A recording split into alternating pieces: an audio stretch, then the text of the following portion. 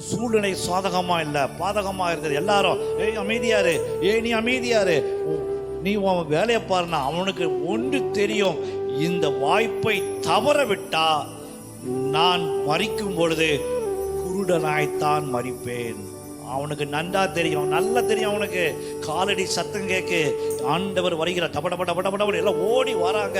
என் ஆண்டவர் வந்து கொண்டிருக்கிறார். இந்த வாய்ப்பை நான் தவற விட்டேனா இனி ஒரு வாய்ப்பு கிடைக்குமான தெரியாது, இனி எனக்கு இப்படி ஒரு சூழ்நிலை கிடைக்குமான தெரியாது. நான் மண்ணுக்குள்ள இனி இறக்கும் போது கண்ணில்லாதவன் நான் இறக்கும் சொல்லி அவன் விடவே இல்லை. ஆண்டவரோடு போராடினார்.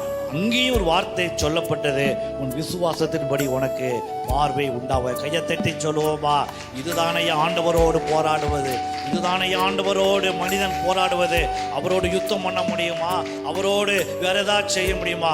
எந்த சூழ்நிலையில, வியாபாரத்தில், தொழிலில், இல்லை குடும்பங்களில், டைவர்ஸில், எந்த பிரச்சனையில் நீங்க இருந்தாலும் இப்போ ஆண்டவரோடு போராடுங்க. ஆண்டவரே, என் ஜெபத்தை நீங்க கேட்டுத்தான்